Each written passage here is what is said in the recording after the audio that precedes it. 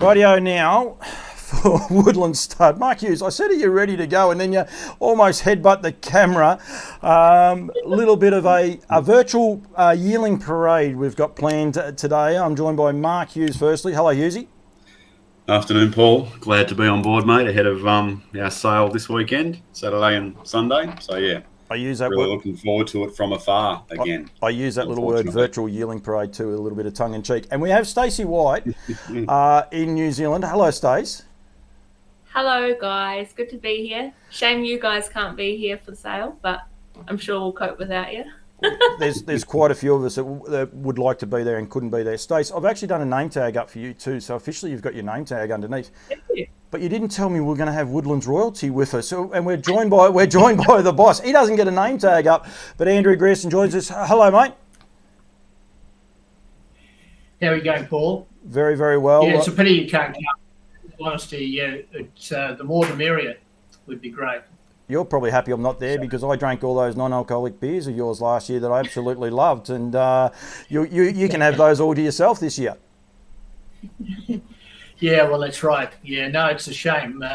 The times we live in, it's been an interesting season the whole way through. Obviously, with flights being disrupted and only one into Melbourne, which meant we used to get up at 3:30 in the morning, which certainly lost its gloss with me fairly quickly, but we had to keep on going. And now the Stallions just left Sydney this afternoon, I believe, heading towards Chicago with one stop in Anchorage on the way through.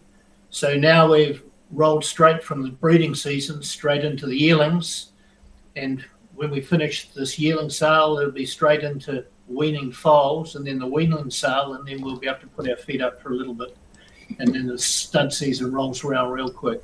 Hopefully, myself and Mr. Hughes might be able to get there for the Woodlands for the weanling sale, or the Woodlands weanling sale. We can go that way as well. We're pretty keen to get over there for that. If the Minister for whatever she does over there, the Prime Minister, lets us in, Hughesy, that'd be really, really nice to get back, at least for that. A little bit of a tease. Andrew, while I've got you, the stud season just passed. I mean, it started off, I suppose, a little bit scary for you guys with Seaside having that bit of a scare. The wash up of the season, from your point of view, been a successful year? Yes, it has. It's been very, very good for us. So it's quite good with Seaside. It wasn't good that he ended up having colic, but he recovered incredibly quickly. And we couldn't serve for the first 8 weeks of the season, basically. And then he was away, and it's a very, very fertile horse. He caught up on what he couldn't get in foal pretty straight away, and he's had a normal fertility over the season. And the nice thing about it is he everything about him was completely normal after the surgery. He was the wound healed up perfectly. He never showed any signs of colic. He's put on weight. You wouldn't really know that he's had a surgery at all, and he's left in great order and pretty happy about himself as well. He's been a very good guy. He was. We're always surprised as to how good a patient he was. He was. He's got a great nature. He's always sort of. We call him Rocky. He's quite a big, muscular, strong horse, and always used to sort of launch himself around. But when he was when he needed people, he understood, and he was actually an actual perfect gentleman to work with. And so that was nice, and he's had a good season, as have all the other boys as well. And how well received they were at the yearling sales, the Seasides, and they kicked off it again this year. You must be buoyed by that too, that the popularity of him. Yes, look, I think everyone's worked out that Sun Beach, Captain Treacherous, and hopefully Seaside from the Mach 3 line looks like a size line and is doing things well. And you know, you guys embrace that style line a lot quicker than we did, and but now people that the pennies drop. This is where you get speed, and that's the way things are going. By the look of it, it is indeed. There's plenty of options to work with that as well. So that's great. I could talk to you for ages, but we are there to promote these yearlings going forward. One day we might do one of these. Stacey, if you can line me up one of these with him one day when he's in a chatty mood, and because I don't think people hear enough from Andrew, especially over here in Australia. Just quickly, Seaside. Mark's got some great little stats about Seaside and how he's going, but you must be wrapped in the way he's going. He is the leading 2-year-old sire here in Australia this year, but just the way they continue to progress through the ranks, you must be excited about those. Yeah, we are. We're quietly hoping that we might have found our the next good thing. Yep. Yeah. And then over here in Australia, American Ideal, I get to see more than what you guys do. How long since you've seen American Ideal? I haven't seen him since he went to Australia. So what's that? Two. I haven't seen him for 2.5 years or more. Yeah. I reckon I even see him more than Hughesy actually. So I'm going well. But the other guy there, and I've got to stop saying it, little bloke, because he's not little at all. But Lather Up, he's been well received as well, and you'd be excited. The next stage, like the next 12 months for him, is going to be key, isn't it? Yes, it is. And look, I've never seen the horse in the flesh because I couldn't get across there, and I couldn't get to the States, and so in every which way, all plans to go over there were disrupted with COVID-19. So you've definitely seen him more than me. Yep. Yeah, I doubt chronologically over the period of time that you've seen American Ideal as often as I have over the years, but yeah, this guy definitely. No, but he's a beautiful horse, and I think it's going to be great to see, like his foals are on the ground, but how they progress in the next 12 months and then heading towards the yearling sales next year is going to be key for a horse like him. I said we could talk forever. Are you looking forward to the yearling sales? Before I let you go, are you looking forward to the yearling sales this year, albeit that it's going to be in a very, very different mode for you guys there in New Zealand? Yes, I am. I think full credit to Tony Grayling and Kelly Blakemore and all the staff for the work they've done on the yearlings. They look great. We've had a lot of very positive feedback on our yearlings.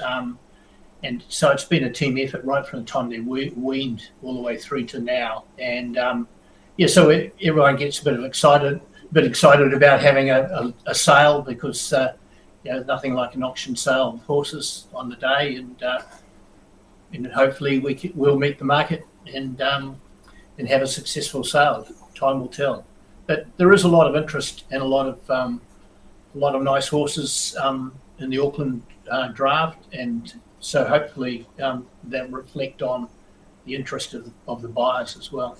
It's actually a very, very strong draft. I think the way people are, I suppose, changing their breeding mentality on both sides of the ditch, both sales, when you start looking at some of the pedigrees, you just go, wow. And that's one of the things, you've got we're going to highlight a few fillies today, and you sort of shake your head, why are they selling these fillies? But I know why, because you are a seller. So you have to move those horses on. But there's a fair embarrassment of riches in your catalogue. Oh, we've sold a lot of the multiple Group 1 winning fillies. And hindsight's a great thing. I probably would have liked to race those ourselves, but how do you tell? You can't tell. And but when you breed the numbers that we do, and well north of 100 every year, then we do select fillies from families that we need to. And some families we've got a lot of half sisters and full sisters so we will end up selling a filly as a result of that. But we are trying to always upgrade our broodmare band, so we've retained some fillies and we're selling other fillies, but it's certainly not because we don't like this filly. We've sold some awfully good fillies over the years, and we've got some really nice fillies this year as well. But it is a numbers game, as you know. Your neighbours, I did one of these with Brecon Farms just recently, and they're in the same boat. So I think it's great. And you guys over in New Zealand are noted as sellers. This is where you guys shine. If they don't sell as weanlings, or if you don't put them through as weanlings and then yearlings, you still sell them as going horses. And I think that's always key.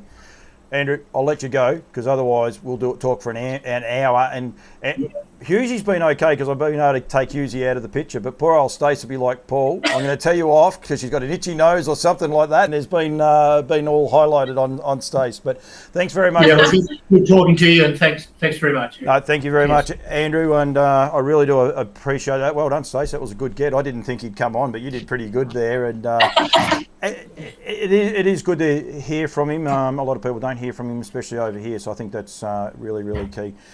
How is yearling sales looking, and how are things looking for you guys? And I would imagine for both of you, it's a bit of a logistical nightmare trying to coordinate things on both sides of the ditch, because normally at yearling sale time, I know Hughesy likes it as a junket, but he is over there, feet on the ground, and doing his job, Stace. It must be a little bit tricky for you.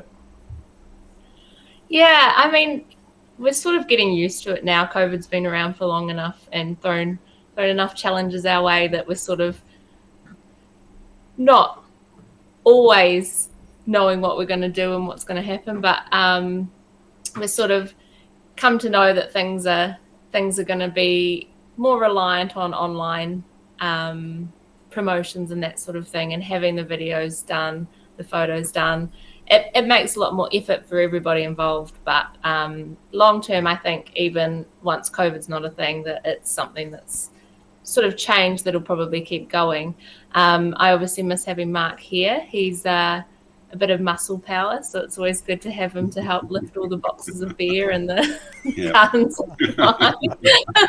He's also very good at putting up signs, so no, we do miss having Mark over here. And from your point of view, Mark, it's probably, it's essential that you get over there to get the feel, so you can come back and tell the Aussies how the Kiwi horses have been, looked at and the likes too. So it is a little bit of an issue. But, the way things work now, like this is even another totally different platform that we use, you are able to at least see people FaceTime and be able to do that way and still get the word out there from Woodlands' point of view. Yeah, look, obviously we'd love to be there, and Stacey and I pretty much do a lot of stuff in the lead up to the weekend, as we have over the last 4 or 5 years, but obviously not the last 2. Look, and I think if you think way back in May 2020, when we did our first online auction with our weanlings, and that was, it was a little bit of anxiety around that, but we took it to the next level and cleared all our lots. So we all understand now that the online buying platforms, the online presentation is the key to getting things done on both sides of the Tasman. And let's face it, some of these horses may or may not be going to North America as well that we sell on the weekend. The Americans will be involved in this sale at some point. So there's another scenario for us involved as well. There are a number of supporters of North America into our sale, which is terrific. And I think that's key, and I'm not sure whichever one of you guys want to answer this, but probably now the people in North America are on an even playing field, if you like, whereas they might have sat back online and wanted to buy a horse, but they'd say, the Aussies are there and the Kiwis, they can see them, so they're not going to tell us. Whereas effectively now, and especially the way things are really clamping down for you over there, they're on a very, very even playing field. They've got the same videos to access and basically the same way of bidding and getting involved.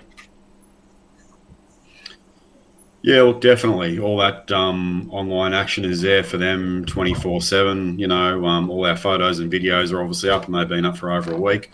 All our scopes go up in the next 24 hours as well, which we're, it's one of the things we're really high on. We believe it's imperative that all our horses are scoped before they go to the sale. Gives us peace of mind, gives vendors peace of mind. Like, unfortunately, we had to withdraw a beautiful Bettor's Delight filly, lot 28, in the last few days because she failed the scope. So we think it's imperative, and it's that these horses are checked, scope wise before they go to the sale, purely for buyer confidence and our own confidence as well. And I think that's key, Stace, that transparency. Over here just recently at one of the sales on the weekend, a horse failed at a scope, so it was actually purchased, people got excited, both sides, people bought it, people sold it, and then unfortunately it's cancelled, basically, is what happens. So it's imperative that we can get as many ticks so people can have buyer confidence to get involved in the sale. Yeah, absolutely. And like you say, there's always that hype around when you do bid on a horse and you finally win the auction, and you're all excited that you've got this new horse, and then things go wrong. So it is good in that respect to have that that backup option that obviously Andrew being a vet and his team behind him, we've got access to do that. But it is great so that the buyers have that peace of mind knowing that they're buying something that's been checked. They can come into the Woodlands marquee on the day if they are on site and they want to have a look at one of them or have a look at one of the reports. But it's equally also available on the NZB website for anybody anywhere to look at. So, it's really, really terrific that NZB have stepped up to be able to have those things available to people online. How is the sale going to look? And I'll put the covenant on here that it's still ever evolving. It's not set in stone, but Stacey, initially for the New Zealand people, how is it going to look? And then Hughes, I might get you with the online people straight after. Yeah, I think it's still ever evolving. NZB obviously are the ones who are setting the standard for what's happening, but at this stage, it's registered buyers only allowed at the venue. You've got to be vaccinated. For Woodlands, obviously our staff, we've had to provide a staff list of who's attending to work for Woodlands. Again, they all have to be vaccinated. Your names have to be checked off as you're coming in the gate, and you've got to show your vaccine passport. I believe there's 3 pods of 100 in terms of the buyers. So they're in different areas of the auction at Karaka and at Christchurch. They're all wristbanded when they come in the gate. And then there's a bit of a change with viewing horses and just how that's all working, obviously, to try and minimise too much extra contact with people that doesn't need to happen. So yeah, the viewing and inspections of horses is all a little bit more. There's a few more I's to dot and T's to cross, but yeah, I think it's all for this. Everyone understands it now. It's all for the safety, and I think it'll all run smoothly. NZB are very good at putting out the information of what you're allowed to do and what you're not. So yeah, we rely on them and then do what we're told, pretty much. And Mark, from the online point of view, from people from both sides of the ditch, this side of the ditch, I suppose, and even the North Americans and the likes, basically viewing online with the live auction goes through NZB Standardbreds. But in the preview to that, there's still going to be a few more live ways people can view it. Yeah, look, that'll be streamed obviously Sunday morning, noon New Zealand time, 10 o'clock here. That's when the sale kicks off.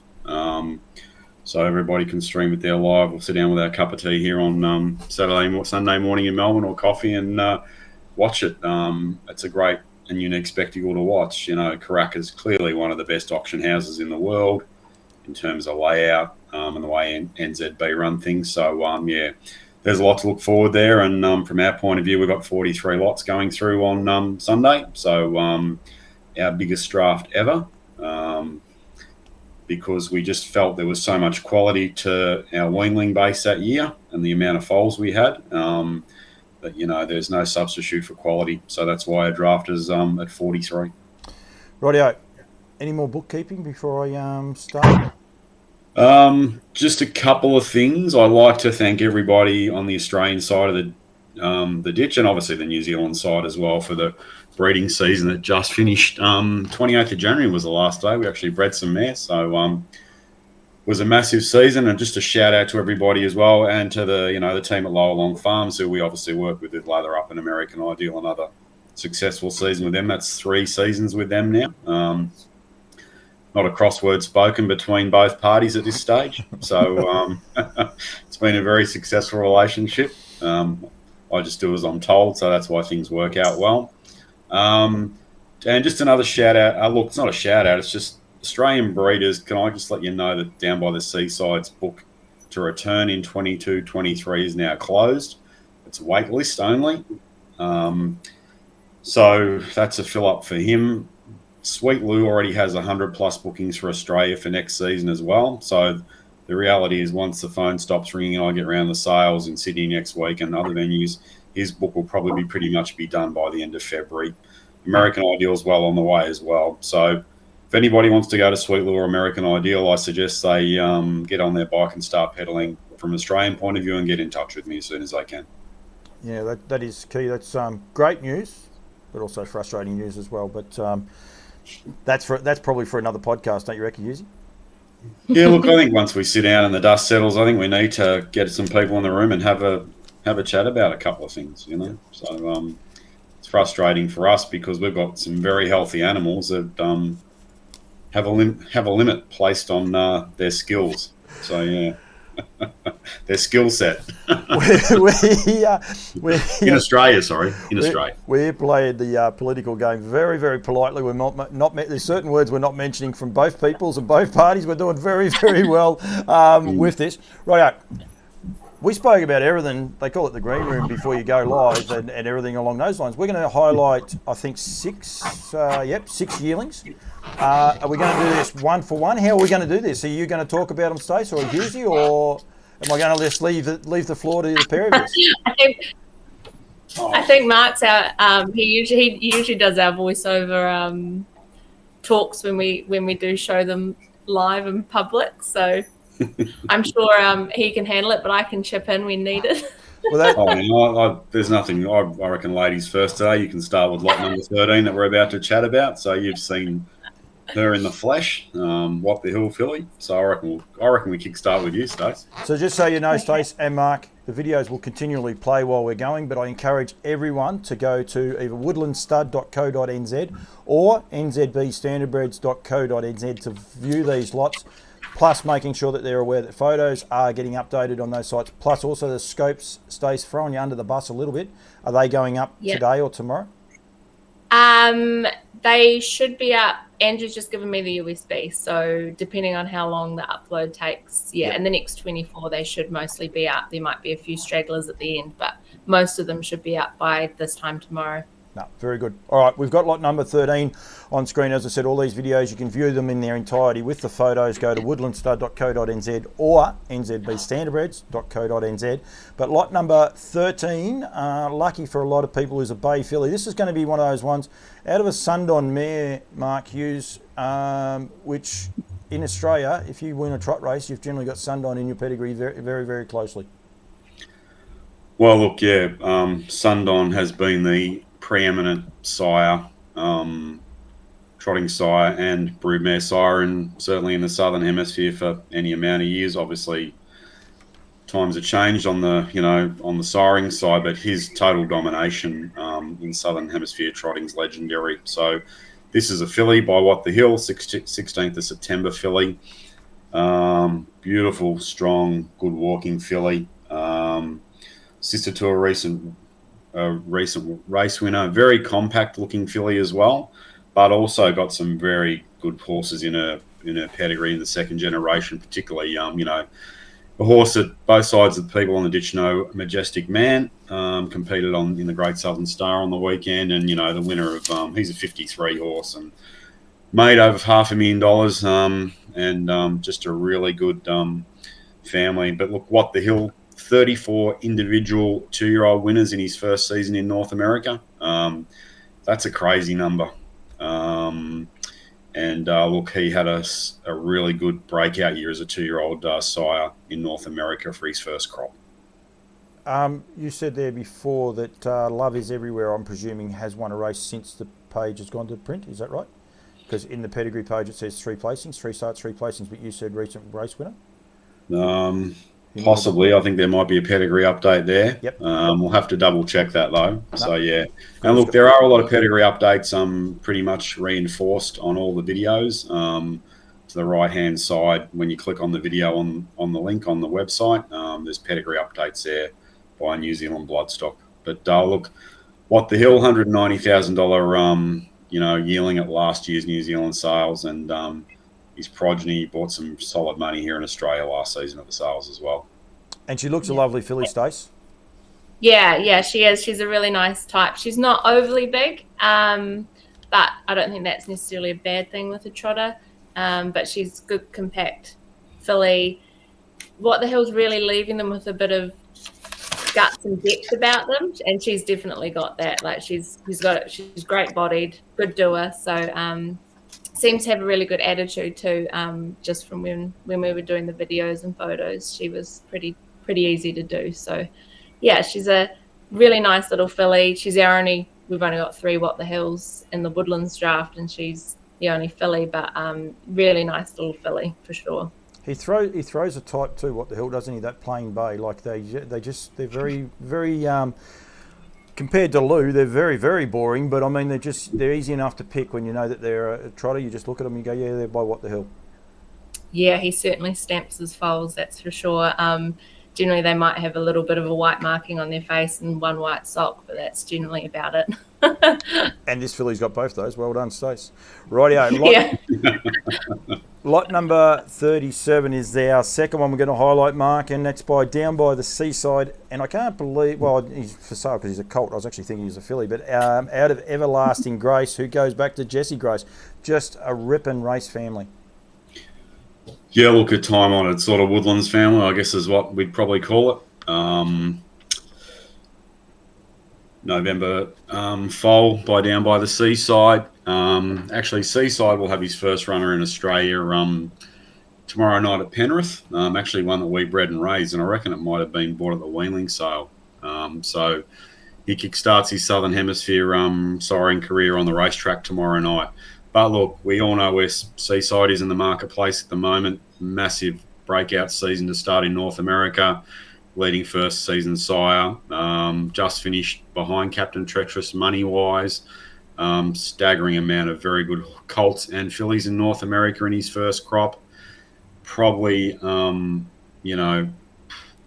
would say, reading between the lines, probably served the most mares down under this season, if that's any indication, in both countries. But as I said, and you pointed out as well, the old, Jessie Grace family, which is a time-honoured Woodlands family. But if you have a good look, 2 pedigrees on the page, 2 generations on the page, sorry. But 2 winners of derbies in this family last year on the page. American Dealer won a Queensland derby, and Aladdin won the South Australian derby. So it's just one of the most relevant families going at the moment. And what you said then, Hughes, is very key too. Australian family, like the likes of Aladdin and American Dealer, very, very current over here with a lot of people. Real going type, Stace. Looks a racy type.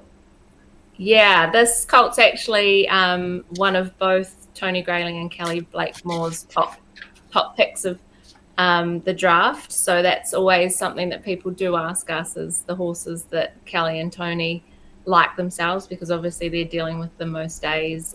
They've known them from when they were a foal right through till they're going through the sales. So he's definitely on both of their lists, and a really nice horse. Down by the Seaside's leaving really nice horses. Some of them have a bit more leg under them, but they're all in proportion. They're not lanky per se. So he's a typical Down by the Seaside, and yeah, we expect them to be quite popular this year, just with the hype that is going around him at the moment. Hopefully we'll catch up with Tony and Kel and get their picks. We did that last year and it was very popular. We did it a little bit differently. Whether we can do that this year or not is still to be seen. But if not, we'll get them in front of a wall and make them stand still and go from there. Mark, that horse that's racing at Penrith tomorrow night, I didn't have to go far to find which one he was. Joe by the Seaside is his name. I'm looking forward to some of these names. And, of course, he's out of Better Be Fast, who is a Better's Delight mare. So in the Portelli camp, be looking for a pretty forward showing from that horse, that's for sure. Yeah, I'd say so. I think Brian's noted for having horses running early. So, but he's and late and all over the shot. And he's probably got a couple in that race tomorrow night, I think, hasn't he? Possibly. Yes, yeah, he's definitely got 2. Yeah. One thing I'll say about the Seasides, and everyone gets a chance to look at them, I've never seen progeny walk with such purpose. Something about them. And as I said, from way back when, we were high on them. But he's a great type, this horse, strong, outstanding individual. I'd say you'll find that he'll be on a lot of people's lists come Sunday. That race for the New Zealanders, any New Zealand people want to tune in, is at 9:50 our time. So 10 to midnight, sorry, New Zealand time, if people want to be able to tune in and go from there. Portelli's actually 2 in it, and he's doing the right thing by Woodlands. The other one, of course, is by American Ideal. So good on Brian Portelli. Might have to send him one of those lovely hats out the backstage. I'm sure he'll appreciate it more than someone else. I'm sure we can find one. He will indeed. Lot 62, Mark, is our next one we want to highlight. Is a brown filly by Bettor's Delight. I don't think I have to say much more than that, do I? And that'll get enough people intrigued. Bettor's Delight filly for sale. That's always a great push. Yeah, look, one of about 20 Bettor's Delights in our draft for the sale on Sunday. Nice, really good bodied filly. And it's no secret that the stud master may or not be a part owner of this particular filly.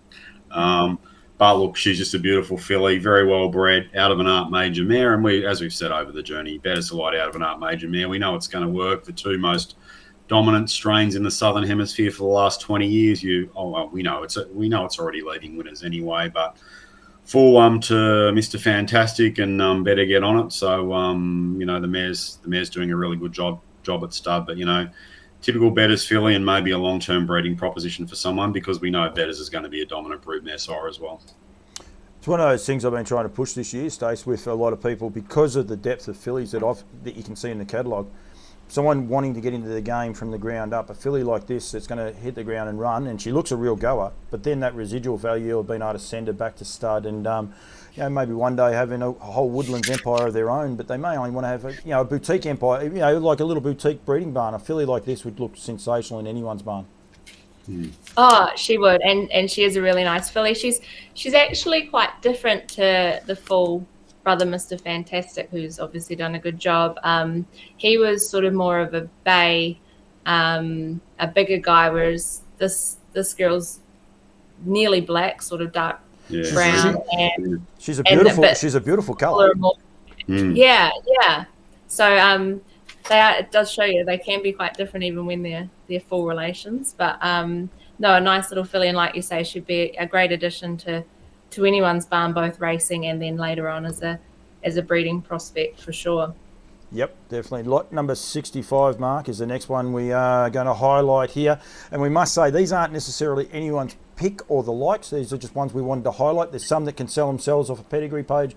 We want to make sure people, both sides of the ditch, are aware these horses are actually in the sale for many reasons. I'm tipping plenty of people have looked at this one, because she's a filly, and you go back 3 dams and you've got Jessie Grace, Mark, and that's about it. I reckon your job's done. We can go to Stacey and find out what sort of horse she is. No, I'll let you go for a second. Yeah, look, another ruggedly strong, some beach somewhere, but this time a filly. And a little story with her. She was in our weanling draft last year, and unfortunately she had OCD, so we pulled her out and just have a look at the product that she is now. So we're open and transparent about that. She had that little bit of work done to her, and what you see there on Sunday is quite a filly. And like as I said before, these seasides, there's some sort of purpose with the way they walk and carry themselves. Wow. And just time-honoured, I'll say it time and time again, but, one of these time-honoured families that generation on generation just keeps leading winners, in North America, in Australia and in New Zealand. Mark can't see the footage of what I'm putting up at the same time, but right what he was saying, and I was sort of saying to myself, wow, and like Stacey, she actually nearly looks like a colt. Like she's got such a presence about her, this filly, such a long barrel in the way she walks. Yeah, I remember when we actually had her lined up to do them, because obviously I hadn't seen them before I did the photos and the videos, and we did her, because we usually do them in pairs, and we did her second in her pair, but when we were doing the one before her, I said to Kelly, was helping out, I said, oh wow, what's that filly? She's one of those ones that just has that presence about her, and you do look at her and you go, wow, what is that horse? That's a really nice horse. So she sort of gains her own attention just in herself, but I don't think we should have too much trouble selling her with her looks, and like you say, the page it's a great page, and down by the seaside doing what he's doing, so I imagine she'll be one on many people's lists. Just a beautiful colour. Like, she's technically a plain bay when you say it, but just to look at her on the footage, she's just this beautiful bay, isn't she? Yeah. No, she is. She's really eye-catching. She is indeed. Lot number 72, the first of the Sweet Loos, or the only Sweet Loo we're going to highlight today. And this bloke does have bling on his page there. Interestingly though, Mark, this horse has got that double cross of Falcon Sealster, and I'm sure there'll be a lot of form experts on both sides of the ditch would be saying, well, that is one of the proven crosses that has worked for years and years. Yeah, look, the reason I highlighted this horse is because, and look, Sweet Lou's numbers were always good, but he's come of age since probably the start of December last year. 3 2-year-old winners in Australia so far this season. 2 of those have appeared in the last 48 hours. Won a race at Gloucester Park last night. Nick Quinnell had the 2-year-old at Pinjarra on Monday.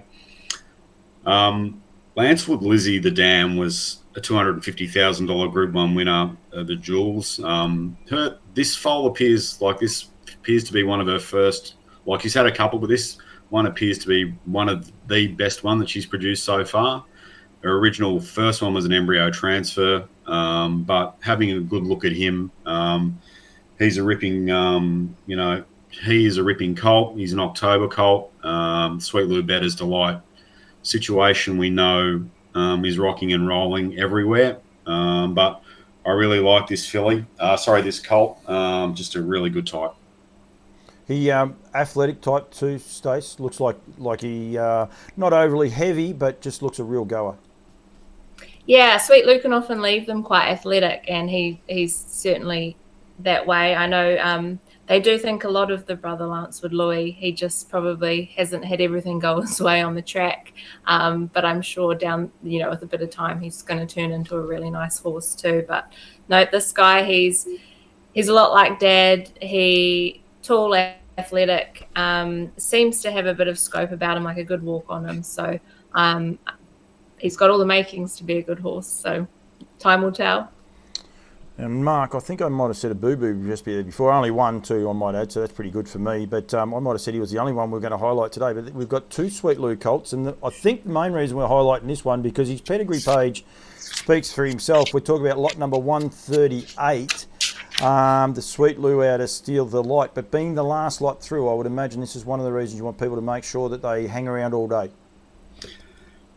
Yeah, look, lot 138, Sweet Lou Colt, November foal, closes out the sale for us. And, first generation Steal the Light has been, and the Falcon Sealster thing we're talking about before in the previous lot, the Lancewood Lizzie. There's that 4x2 to Falcon Sealster, as was lot 72. Just a ripping colt. Jetstar made an impression for the Bonds in Perth. Still the Show's done a very good job. And also Lady of the Light, a really good filly, top-class filly for Jeremy Young in the North Island. And, just a really good second generation as well. But another one of these Sweet Lou colts that, will definitely be worth hanging around for to look at and probably purchase as well. Different type, Stace, to the 72. The other one we highlighted, one, different colour, but just a different build as well about this bloke. Yeah, this guy's probably quite tall. The videos were probably taken at not a great time for him. He was sort of in the middle of a bit of a growth spurt, but he's starting to level off a bit now. And I think we'll try and get some footage of him prior to the sale. But I think people will be quite surprised with how far he's come along since the footage was taken, as like a lot of them. I mean, they're only young, so they're growing all the time and developing. But time's definitely been his friend, and I think he's only going to improve from here as well. So, he's a really nice looking horse, good attitude, and the girls all love him on the farm. So it's always a good sign though with young colts, because they can be a handful, and if the girls aren't keen on them, but if they all like them, it's one of those doing videos, Stacey, as well as I do. Some horses can be really nice to work with, and you get a soft spot for them, don't they? For sure, it's easy. You always have your favourites, no matter. Parents always say they don't have a favourite, but I'm sure they do, and it's the same with the horses. You can't help but have favourites because of the attitudes on some of them, and the girls definitely do. They're working with them every day, so they definitely do start to have favourites amongst them. Now, Stace, I'd love to know whose phone that was, because Andrew turned his off, you turned yours off. Don't tell me that's Anne Marie's. I'm not 100% sure. It might be Tony's. They've all gone. Oh. They've all gone upstairs to have a meeting. But yeah, there's a phone that's been left on the counter. I don't know whose it is. It was pretty funny because we did before, and Mark, you said, "I better turn my phone off," and with that, everyone's gone and turned their phone off. And I was thinking, well, someone clearly didn't. The sale commences on Sunday. We want everyone to be aware where lot number 1 will go under the hammer at 12 o'clock. Yep, 12 o'clock. Sorry, I got myself very confused. So at the minute, they've got the parade down the day before at 1 o'clock. That's still well and truly up in the air as to whether that will or won't be happening, or it's not. It's definitely not happening. The Right. parade, no. It'll be a matter of staying tuned to as many things as you can, and I'm sure Cam Bray and the NZB guys will keep me updated as to what we're doing for everyone's lots. But 12 o'clock it will start Sunday morning. Lot number 1 is a down by the seaside out of 2 and sixpence, which has a very Australian feel, but we want people to be in there ready for the first one, right through to lot 138 all the way through. So we want people to be aware from a Woodlands point of view that you're there the whole day, Stacey. Yeah, and we also, as Woodlands Club, we obviously want to wish all of our vendors that have Woodlands side progeny the best of luck in the sale too. Not just up here, but down in Christchurch. Obviously up here we've got the Breckons, who are massive supporters of us. So we rely on them to send their top mares to our stallions, and that showed last year with their What the Hill that got 190,000. That helped What the Hill. So without breeders like Breckons and the likes of them that are supporting our stallions, we wouldn't be who we are. So best of luck to them. We hope everyone has a really good sale, and hopefully we can get them all sold. Hughesy, the 2 and sixpence is the horse Woodlands purchased last year at the nutrient sale? No? Yeah, American Ideal filly. Yeah, this is her younger half brother. Do we have a form update at all? Do we have form anything? update? Went back to Andy Gath's just after Christmas. Had about 5 weeks back, and pacing along good. Let the hobbles out last week when I saw Gathy at the trots on the weekend. So she's a slow burn, but I'm sensing there's some ability there. The way the camp's talking to me, but not a lot of pressure to get her anywhere early doors. So yeah, if you look at that family, it does seem to take a little bit of time. So, but she's on the way. But have a look at this. Her half baby brother is some sort of animal, actually. So yeah. Anyone listening to that might think that both Hughesy and Andy might be playing the straight bat. That's pretty much the Andy for answer to everything. I know that was a very high price purchase trotter, and I know the camp, when they ask how it's going, the answer they get is, well, he trots. And that's about all they get. So they're like, well, at least we don't get he doesn't trot. So he doesn't give a lot away, Andy. He's not the sort of person that will put a massive spruik on a young horse. He'll let that sort of do the talking. That's probably the best way of putting it, isn't it, Hughesy? Well, that's why he's the leading trainer, mate. Like, they've been around the block plenty enough to know they've seen if they've seen them and learned over the journey that things with these horses can change in a heartbeat, or one will be going bad one week and then it's flying the next. There's so many idiosyncrasies with them, And one, I'm showing my age a bit now, but I remember Vin Knight used to say to him, how's this horse going? He just used to say, yeah, it goes okay. And that was code for it goes okay. So, that's all you needed to know. So, yeah. And it's a similar sort of scenario. And I knew, obviously, Andy grew up around Vinny. So, yeah. Yep. No, I think it's key. Stace, anyone from Australia wants to get in touch with you guys over there, Tony Grayland's phone number is at the bottom of all the pedigree pages. I think of all. Anyway, all those ones that we highlighted, definitely. I've got to be careful. But they can get in touch with you or directly with the stud and be able to get, I suppose, video footage. You guys are pretty open with the phone footage. You guys can do that. If people want to do an inspection, private inspection, you're happy to do those sort of things? Yeah, we've done them. Obviously, the last few sales, it's become quite common for people to want FaceTimes or even Messenger, Facebook chat, video calls, just to have a look at one and see something in particular that they might not have been able to see on the video, or might just want to see. Like I said, they've all developed quite a long way between the videos and now. So just to see how they have developed, we are hoping to do a live video of every horse on Saturday morning.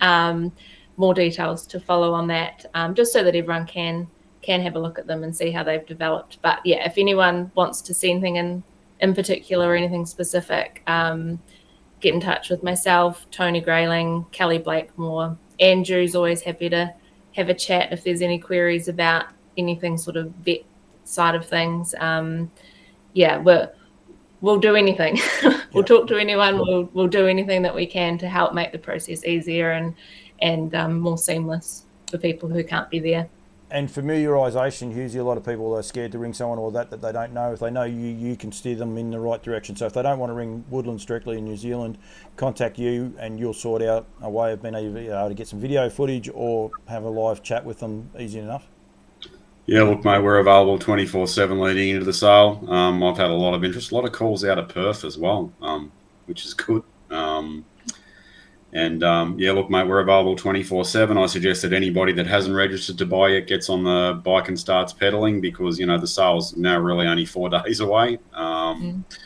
Wednesday's nearly over. And look, we'll help you where we can. We'll sit down, we'll have a list of our reserve prices on Sunday morning. So if anybody needs to know where we are, what our thinking is around our reserves, then they can get in touch with us as well. I'll talk to the team on Sunday morning, and I'm more than happy to pass those on to those bidders that are keen to find out what we think the reserves are on these horses. And as Andrew says, and as you well know, and as Stacey knows, we are sellers, mate. We don't want any of these to go home. They've got to go. That's the way we operate. That's what we do. And that's the other thing I know NZB was saying as well, sorry, Paul, was that if anyone wants to see Cambray's notes or notes from other people, obviously outside of Woodlands, that have seen the horses, that they can get in touch with NZB and they can help them with any queries they might have as well.